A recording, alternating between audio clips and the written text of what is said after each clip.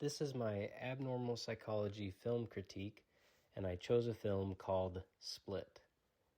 Split is about a man who has dissociative identity disorder who has an extreme personality referred to as the Beast.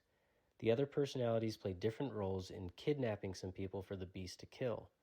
It begins with a group of girls being kidnapped and waking up in some sort of basement prison. The kidnapper is the person with DID and switches personalities throughout their interactions in the film. It turns more into a monster thriller, but instead of the antagonist turning into a werewolf, it is someone with DID who has a beast-like personality. This beast personality hunts and kills a number of people and almost gets the protagonist girl. She is able to escape ultimately because the killer recognizes wounds on her body from abuse and deems her a pure soul that he will not kill. While the movie has some accurate depictions of DID symptoms that I will discuss, I think the overall message is detrimental to the stigmas surrounding DID. Those with this disorder should not be feared as though they are a more unpredictable monster than person. This is Hollywood's way of tweaking truth and should be taken as such. The movie is accurate in showing that people with DID can have personalities with distinct abilities and functional changes such as differing maturity levels or genders.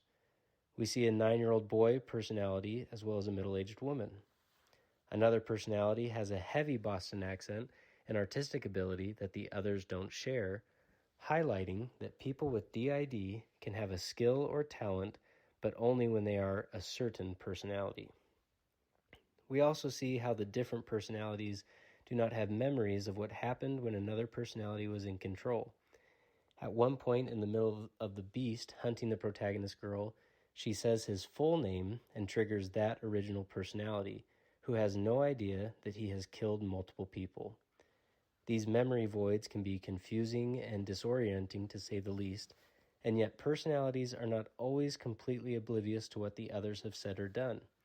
The movie shows that some personalities work in harmony to accomplish things, just as if they are distinct individuals who have discussions and understandings, as is seen in the personalities kidnapping the girls, supposedly to sacrifice them to the Beast personality.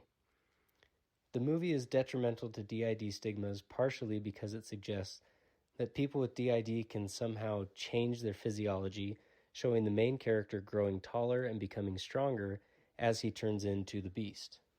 While different personalities can have varying temperaments, they cannot change their physical bodies. And usually these varying temperaments serve some sort of purpose as a means to protect or help the coalesced personalities progress. I have a connection to someone with DID, and they do not act in any way that makes me scared of them, as this movie depicts. So I would not recommend this movie as a point of reference for understanding DID. This person in my life does experience memory voids and has a personality that can speak Spanish fluently.